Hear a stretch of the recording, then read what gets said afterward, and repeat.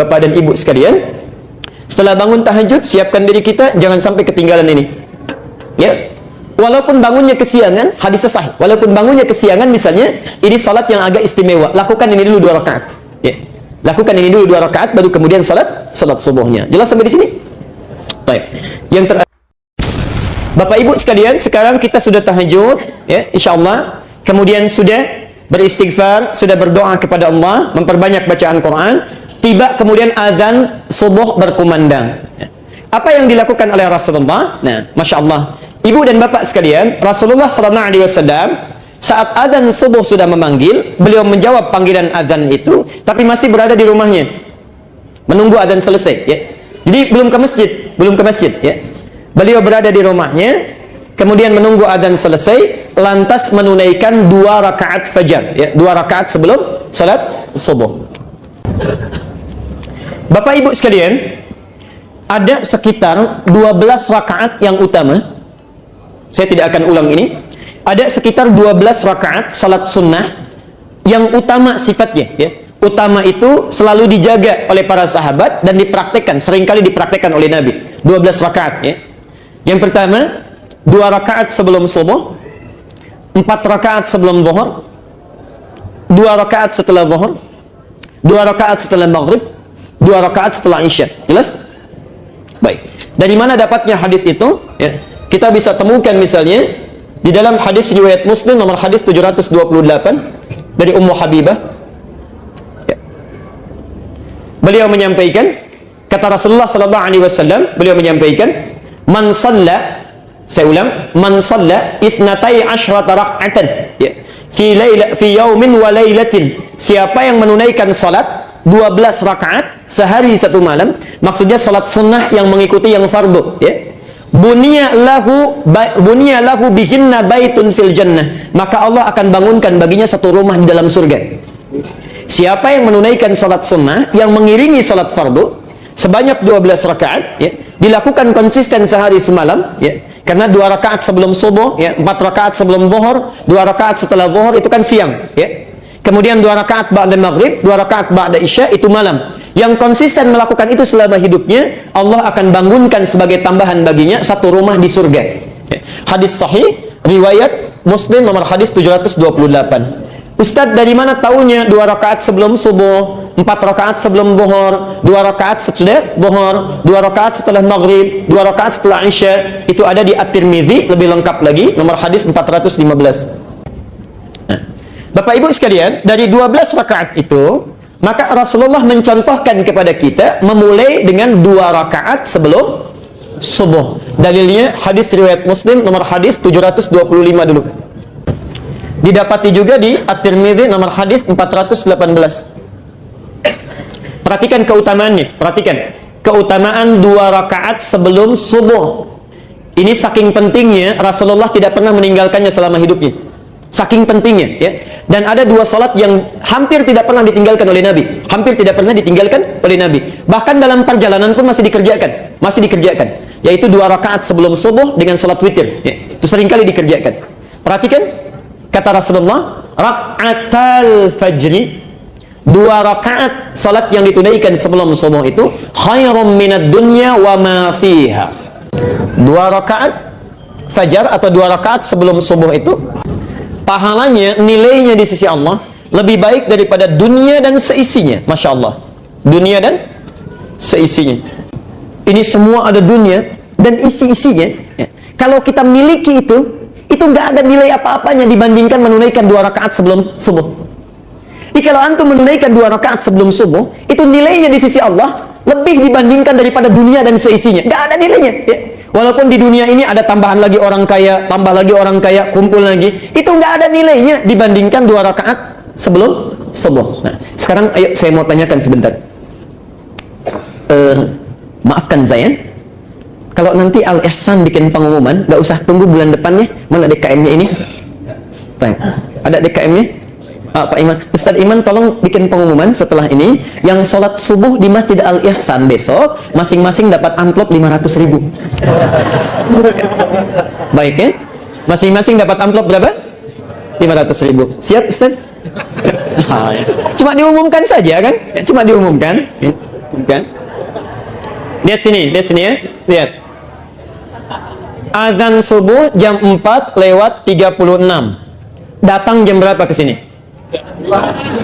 Dan maaf, terbatas cuma 100 orang pertama. Datang jam berapa? Masya Allah. Jam 2. Tadi jawaban jam 2. Antri. Perhatikan. Kata Ali bin Abi Thalib, ajaban linnas, sungguh aneh manusia ini katanya. Sungguh aneh manusia ini. Sudah tahu akan meninggal, tapi nggak pernah serius menyiapkan bekal untuk meninggalnya. Ya. Itu Ali dulu. Sekarang lebih aneh lagi. Masya Allah, lebih aneh lagi. Dikasih uang 500.000, azan jam 4.36, bangun dari jam 2. Cuma 500.000, Allah tawarkan dunia dan seisinya. Dipanggil 4.36, baru bangun jam 6 lewat 34. Masya Allah.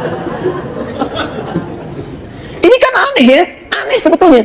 Allah tiap hari tawarkan, lebih baik daripada dunia dan seisinya, kumpulkan pahala, 500.000, Masya Allah. Dari jam 2 kita siap-siap. Tiap hari ditawarkan, subuh terlambat terus. Berubahnya mau kapan? Kurang apa lagi mau dimotivasi? Masya Allah. Ini bagian yang pertama. Nah, Bapak Ibu sekalian, saking pentingnya ini, jadi di hadis itu setidaknya ada 3 kalimat lebih baik daripada dunia dan seisinya. Misal di Al-Bukhari, nomor hadis 2639. Nanti antum bisa praktekkan ini ya. Perhatikan kalimatnya. Ini hadis dari Anas bin Malik. Ya. Jadi ada Malik bin Anas, ada Anas bin Malik ya. Anas bin Malik punya anak namanya Malik bin Anas ya. Baik. Nah, Anas bin Malik ini Masya Allah itu pembantu Nabi dan lama membantu Rasulullah. Ketika ditanyakan, beliau ditanya oleh sahabat setelah Rasulullah wafat, ya, ditanya, hei saudaraku katanya, ya kalau dalam bahasa kita, Allahu a'lam, ya akhi, ya saudaraku, bagaimana kesanmu saat membantu Rasulullah? Perhatikan kata Anas bin Malik, tidak pernah saya dapati Rasulullah saat saya bantu kecuali mendengar satu kalimat dari lisan beliau. Satu kalimat saja. Perhatikan kalimatnya, kata Nabi, apa yang bisa saya bantu? Mada akhduk. Selama saya bantu Nabi, saya nggak pernah dengar kalimat dari Nabi kecuali satu. Kata Anas ini, apa yang bisa saya bantu? Masya Allah. Ya. Ini paling luar biasa. Anas itu jadi pembantu Nabi, bukan sekedar ingin jadi pembantu. Ya, Masya Allah. Beliau itu ingin mengabdikan hidupnya supaya lihat bagaimana kehidupan sunnah langsung dari sumbernya. Ya. Jadi seorang tuan kan wajar minta dibuatkan kopi, cucikan piring dan sebagainya misal ya. Ini tidak pernah mengalir dari lisan Nabi, saking mulianya manusia ini, hanya mengatakan apa yang bisa saya bantu katanya. Masya Allah. Karena Nabi itu makan, Masya Allah, tempatnya dicuci sendiri. Kalau kita piringnya cuci sendiri, ya, ada sendalnya copot, kemudian beliau sambungkan sendiri, bajunya robek, kemudian dijahit sendiri. Ya. Orang yang dijamin masuk surga, bebas dari kesalahan, hisabnya tidak ada hisab bagi beliau, langsung surganya nunggu nama Muhammad, tidak akan dibuka itu pintu surga kecuali Muhammad masuk duluan. Ya. Man ant, kata penghuni, kata penjaga surga, Muhammad kata Rasulullah. Kata penghuni, kata penjaga surga ini, aku diperintahkan untuk tidak membuka pintu surga kecuali engkau masuk duluan. Dan Muhammad ini tidak akan pernah masuk surga kecuali menunggu umatnya semuanya masuk. Tidak masuk surga kecuali menunggu umatnya berkumpul. Ditunggu itu, kita ditunggu oleh Rasulullah sampai semua terkumpul baru dibimbing oleh beliau masuk surga. Muhammad sallallahu alaihi wasallam. Masya Allah. Kita yang selalu ingin bersama beliau, yang selalu mengatakan sunnahnya dan sebagainya, kita ikuti, kita praktekkan, sudahkah? Masya Allah. Sudahkah kita memulai dalam hidup? Kadang-kadang kita nuntutnya banyak, ya. Makan berikan pada orang lain, ya, masih disisakan juga, masih dibuang juga, piringnya dibebankan pada orang lain, copot berikan pada orang lain, macam-macam. Masya Allah. Dalam hidup kita selalu mengatakan saya ikut sunnah Nabi, ikut sunnah Nabi, ikut sunnah Nabi. Apa yang sudah kita banggakan di hadapan Rasulullah? Masya Allah. Karena itu bertakwalah kepada Allah, hadirin sekalian, Bapak Ibu sekalian. Itulah Muhammad. Kata Anas bin Malik, saya tidak pernah dengar sesuatu pun dari lisan Nabi kecuali apa yang bisa saya bantu. Muhammad sallallahu alaihi wasallam. Insyaallah. Ya. Karena itu kata Jibril alaihi salam, kata Jibril, hadis sahih dalam Mustadrak Al-Hakim, ya, sebutkan Nabi sallallahu alaihi wasallam satu kali akan naik ke mimbar, lalu turun Jibril. Kata Jibril, bu'dan, terlalu, ya, sungguh jauh dari rahmat Allah dan terlalu orang ini. Man dzukirta indahu liman dzukirta indahu falam yusalli alaihi. Ya. Orang yang disebutkan namamu Muhammad di sampingnya enggak mau salawat kepadamu, itu orang keterlaluan. Ya. Masya Allah, itu orang keterlaluan katanya. Saking sayangnya Jibril kepada Muhammad sallallahu alaihi wasallam, itu yang dipikirkan itu cuma kita, Bu, Pak, ya. Cuma kita, Masya Allah. Ya. Saya berikan misalnya 2 sampai 3 riwayat. Masya Allah. Satu kali Beliau sallallahu alaihi wasallam dalam hidupnya itu sedang kumpul dengan sahabatnya, ya. Lalu kata beliau, ashtaqu bi ikhwani. Saya itu kok rindu sekali dengan saudara-saudara saya. Rindu dengan saudara-saudara saya. Sahabatnya menjawab, ya Rasulullah, alasna ikhwanik? Rasulullah, bukankah kami ini saudara-saudaramu? Ya. Kata Nabi, lastum ikhwani, ya, bal antum ashabi. Kalian ini bukan saudara saya, kalian ini sahabat-sahabat saya. Perhatikan, ikhwani humul ladzina lam yarawni walakinnahum amanu bi. Saudara saya itu orang yang enggak pernah lihat saya, tapi selalu beriman kepada saya. Orang yang tidak pernah lihat saya, percaya dengan saya, ya. Kalau antum percaya pada orang yang kelihatan, itu wajar. Tapi percaya pada yang tidak tampak, masih yakin juga, itu yang tidak wajar. Kata Nabi, saya merindukan saudara-saudara saya ini. Antum tuh dirindukan oleh Nabi. Masa kita tidak ada kerinduan untuk bertemu dengan Rasulullah? Setidaknya tumbuhi sunnahnya, insyaallah. Bahkan demi Allah saya katakan di akhir hayatnya, hadis-hadis riwayat sahih, ketika beliau akan meninggal dunia, Fudail membawakan air untuk beliau wudu, ya. Masya Allah, Fudail itu anak pertama daripada Abbas. Abbas punya dua anak yang paling populer laki-laki, satu namanya Fudail, yang kedua namanya Abdullah. Abdullah hidup di bawah naungan Rasulullah sampai beliau jadi penghafal Quran, penafsir Quran. Fudail kakaknya, saat Rasulullah akan wafat, beliau yang membawakan air wudunya, ya. Dalam pangkuan Aisyah radhiyallahu anha, sampingnya ada Ali, ya. Sampingnya ada Fatimah, yang dipanggil bukan Aisyah, bukan Ali, bukan Fatimah. Ummati, ummati, ummati. Mau meninggal pun masih Allah sebut itu, ya, insyaallah. Jadi kata Jibril alaihissalam, dan keterlaluan itu orang, liman dzukirta indahu falam yusalli alaihi. Disebutkan namamu, salawat saja dia tidak berkenan. Jadi tidak mampu kita membalas jasanya Rasulullah SAW. Setidaknya kalau anda tidak bisa balas itu, salawatlah kepada beliau. Dan dalam salawat pun masih diberikan pahala juga. Man shalla alaiya salatan wahidah sallallahu alaihi asyra. Masya Allah. Siapa yang salawat satu kali saja, aku tidak butuh itu, ya. Cuma dengan salawat itu Allah akan memberikan 10 kali lipat kebaikan kepada orang itu, ya. Di Bapak Ibu sekalian, itulah Muhammad sallallahu alaihi wasallam. Nah, kata Anas bin Malik, la ghadwatun fi sabilillah, ya. Aktivitas baik yang dilakukan karena Allah dari pagi sampai dengan maghrib, aw rauhatun, atau aktivitasnya dari siang sampai maghrib tapi semua karena Allah. Misal, makannya karena Allah, minumnya karena Allah, kerjanya karena Allah. Mau makan bismillah, mau minum bismillah, mau kerja bismillah. Perhatikan, khairum minad dunya wa ma fiha. Itu lebih baik daripada punya seluruh isi dunia ini, ya. Kalimat ujungnya sama, ya. Jadi antum misalnya mulai besok bangun tidur, ya, atau sekarang masih ada kesempatannya, kalau dari pagi disebut ghadwah, ya, ghadwah sampai dengan maghrib. Kalau dari siang sampai dengan maghrib disebut rauhah. Kalau semua aktivitas kita diniatkan karena Allah, makannya bismillah karena Allah, minumnya bismillah karena Allah, kerjanya karena Allah, rawat anak karena Allah, itu kata Anas bin Malik, sabda Rasulullah, khairum minad dunya wa ma fiha.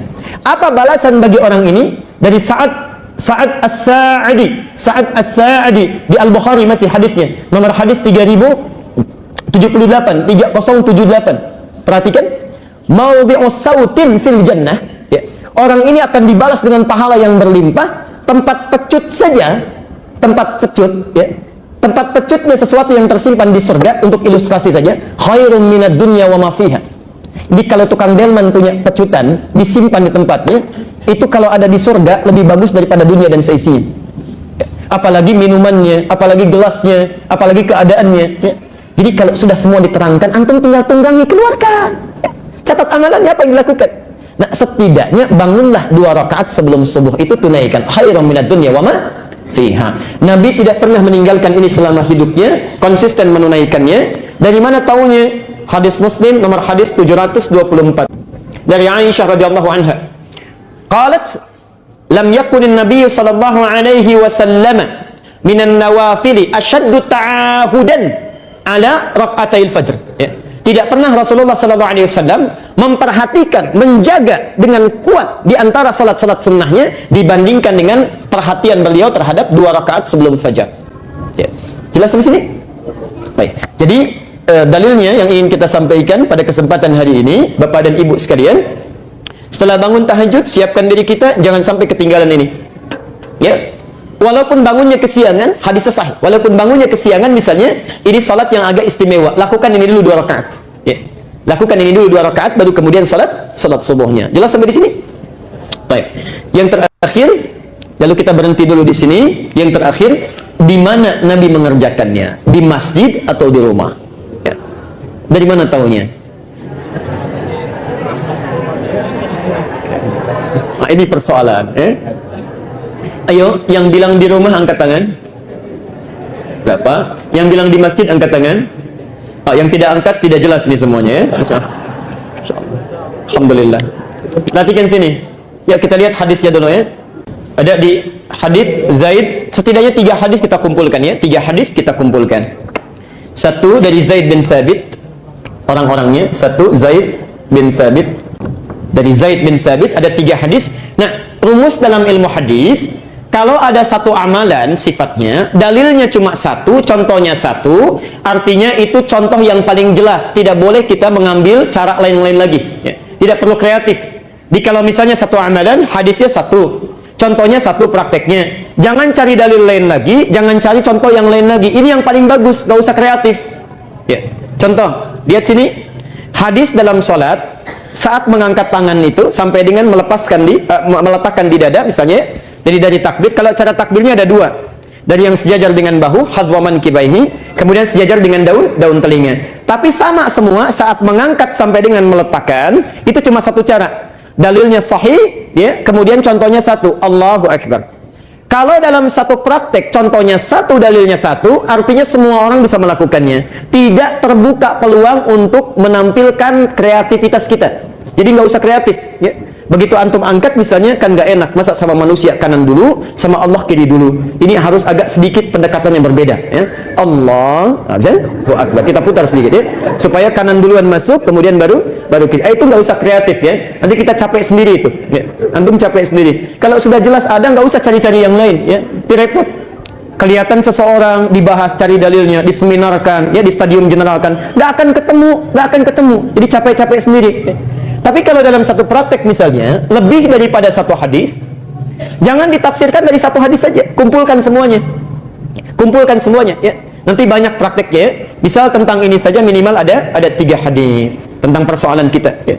Doa mengangkat tangan ada 30 hadis, bacaan bismillah 70 hadis ya, Masya Allah. Isbal ada 143 hadis, kumpulkan dulu, baru kita lihat ya. Satu Zaid bin Sabit, kemudian Jabir bin Abdullah, yang ketiga Abdullah bin Zaid. Ini antum bisa temukan hadisnya di An-Nasai 1133, kemudian bisa dilihat di silsilah hadis sahihah nomor hadis 1508. Baik. Bapak Ibu sekalian, saya bacakan hadisnya dari Zaid dulu ya. Qala Rasulullah sallallahu alaihi wasallam, Rasulullah sallallahu alaihi wasallam satu kali bersabda ya, di orang-orang itu pada salat sunnah di masjid, lalu Nabi menyampaikan, "Shallu ayyuhan nasi fi buyutikum." Hei orang-orang, kata Rasulullah, ayo cepat salat di rumah aja, di rumah ya. Fa inna afdhala salatil mar'i fi baitihi illa al-maktubah. Salat yang terbaik yang dilakukan oleh setiap orang itu lebih bagus di rumahnya, kecuali salat yang fardu, salat wajib ya. Di salat sunnah ya, dari hadis ini sebaiknya dilakukan di mana? Di rumah ya. Adapun salat fardu sebaiknya dilakukan di mana? Di masjid, melalui hadis ini ya. Ya Rasulullah, apakah qabliyah saja? Ya, apakah qabliyah saja? Tidak. Ternyata ba'diyah juga sebaiknya dilakukan di rumah. Hadis dari Jabir yang ini bin Abdullah ya. Hadis dari Jabir bin Abdullah. Kata Rasulullah sallallahu alaihi wasallam, "Idza qada ahadukumus shalah fi masjidihi." Idza qada ahadukumus salata fi masjidihi, kalau seseorang telah menunaikan salat fardu di masjidnya, perhatikan, sudah salat fardu di masjidnya, maka tunaikan, bahasa hadis, faj'al fi baitihi nasiban min salati ya. Maka jadikan sisa salatnya itu di rumahnya. Jadikan sisa salatnya di rumahnya. Fa innallaha ja'ilun fi baitihi bis shalah khaira. Karena sungguh Allah Subhanahu wa taala akan memberikan kebaikan-kebaikan pada sisa salatnya itu saat dia berada di rumahnya ya. Jadi maksudnya kata para ulama, supaya di rumah itu banyak tempat sujudnya ya, ramai dengan ibadah. Itu yang akan nanti memberikan kesaksian pada kita di akhirat nanti. Karena mulut terkunci, tangan diikat, cuma nanti benda-benda yang bersaksi kepada Allah. Idza zulzilatil ardu, kemudian wa akhrajatil ardu wa qala al insanu, ayat keempatnya, yauma idzin tuhadditsu. Nah, jadi kata Al-Quran, saat bumi ini digoncangkan hancur seluruhnya, manusia pada keheranan, ada apa ini, diwafatkan semuanya, dibangkitkan, semuanya akan diam. Yang bersaksi itu tempat-tempat dan benda-benda yang kita pijak. Yauma idzin tuhadditsu akhbaraha. Ya, benda menceritakan apa yang terjadi. Perhatikan, antum sholat di rumah, karpetnya sudah kita sediakan, dipakai sholat, itu nanti yang akan bilang kepada kita, ya Allah, saya pernah dipakai sujud oleh orang ini, tanggal sekian, bulan sekian, jam sekian. Ya. Masya Allah. Jadi jangan hanya ramaikan di masjid, rumah pun ramaikan. Ya. Karena itu ada saran dari para ulama, ini saran sangat bagus Bu ya, Pak. Kalau Anda memiliki sesuatu yang baru, pakai dulu untuk kepentingan Allah, supaya mudah hisabnya. Misal, kita beli baju baru ini, Masya Allah ya, kemudian setelah digunakan, gunakan dulu untuk Allah. Pakai dulu sholat ya, pakai sholat. Supaya saat ditanya dalam hisab itu ringan jawabnya. Dari mana rezeki yang kamu pakaikan itu untuk beli pakaian? Ya Allah, Engkau maha tahu, Engkau bisa melihat dan mengetahuinya dengan pasti. Rezekinya saya dapatkan dari si A yang sangat halal, dan Engkau ketahui itu. Kemana Engkau gunakan? Ya Allah, pertama kali saya gunakan itu adalah untuk menyembahmu, dan Engkau paling tahu kapan waktunya, kapan saya gunakan, dengan keadaan apa saya gunakan itu. Masya Allah, ringan ya. Kita kadang terbalik, ibu kalau pakai baju baru, dapat baru, digunakan apa dulu? Masya Allah. Kalau nggak kondangan arisan kan ya. Itu agak lumayan itu hisabnya. Awal-awal memang pede. Dari mana kamu dapatkan? Ya Allah, dari kerja keras suami saya, yang teringat yang kau ketahui sangat halal dia lakukan. Semuanya lancar-lancar. Kemana engkau pergunakan? Kondangan ya Allah, pertama kali. Nah itu persoalan ya. Persoalan itu. Baik. Lihat hadis yang kedua dari Jabir bin Abdullah ya, maka ramaikan rumah dengan ibadah, itu salat ba'diyahnya. Tapi pertanyaannya, apakah semua salat sunnah itu mesti di rumah? Nah, baik, ditaksis oleh Nabi, dikhususkan. Lihat pernyataannya, jangan berhenti di sini ya. Jangan berhenti di sini. Kalau Anda cuma baca 1-2 hadis saja, akan diambil kesimpulan berarti semua salat sunnah itu mesti di rumah. Perhatikan hadis selanjutnya, Abdullah bin Zaid bertanya kepada Rasulullah. Perhatikan pertanyaannya, yarhamukallah. Ya Rasulullah, wahai Rasulullah, ayyuma afdalu min salati? Ya. Mana yang paling afdal di antara salat saya? Hal salati fil bait amil fil masjid? Am fil masjid? Apakah salat yang saya lakukan di rumah saya atau di masjid? Ya. Apakah salat yang saya lakukan di rumah saya atau di masjid? Karena beliau melihat Rasulullah itu sunnahnya di rumah, kemudian baru ke masjid. Dijawab oleh Nabi. Perhatikan, lihat jawabannya ya. Ala tara amma aqrabu min baiti ya. Ala tara amma aqrabu baiti min masjid. Maaf, ala tara amma aqrabul baiti min masjid. Tidakkah engkau lihat jarak antara rumahku dengan masjid sedekat apa? Tidakkah engkau lihat jarak antara rumahku dengan masjid sedekat apa? Jelas sampai sini? Jelas ya? Pak, belum selesai kalimatnya. Belum selesai. Maka tunaikanlah salatmu di rumah, bila tempatmu itu dekat dengan masjid. Ini kalimatnya. Saya mau tanya, maaf, rumah Nabi di mana? Kalau ini masjid, rumah Nabi ya di sini, belakang. Baik, ini isyarat yang cerdas untuk kita baca. Sunnahnya dilakukan di rumah kalau rumahnya dekat dengan masjid. Kalau rumah antum jauh dari masjid, jangan maksa. Dari Tambun ingin hadir kuliah subuh ke sini, sholat sunnahnya di sini, nyampe sini kapan? Ya, baik. Jelas sampai sini? Oke. Jadi kita selesai dulu sampai di sini. Kesimpulannya, Bapak Ibu sekalian, amalan Rasulullah SAW, ya, begitu selesai beliau menunaikan tahajudnya, itu sampai pada waktu fajar. Jangan sampai tertinggal 2 rakaat fajar ini karena sangat penting dalam kehidupan kita. Kemudian selebihnya, bila antum rumahnya dekat dengan masjid, maka yang paling utama lakukan di rumah. Kemudian tunaikan salat wajibnya di masjid. Bila sekiranya rumah kita jauh dari masjid, maka alangkah lebih baik itu bisa ditunaikan di masjid secara bersamaan. Dan maaf, ini penting saya garis bawahi. Sekali lagi, penting saya garis bawahi. Salat qabliyah sifatnya cepat, ya. Jadi jangan terlalu lama antum, ya. Bacanya jangan terlalu yang panjang-panjang, singkat aja. Nabi seringkali membaca Al-Kafirun dengan Al-Ikhlas. Kata Aisyah, sampai-sampai saya tidak tahu kapan Rasulullah baca Al-Fatihahnya. Ya. Jadi jangan lama-lama kalau baca, kalau menunaikan salat qabliyah. Ya. Baik.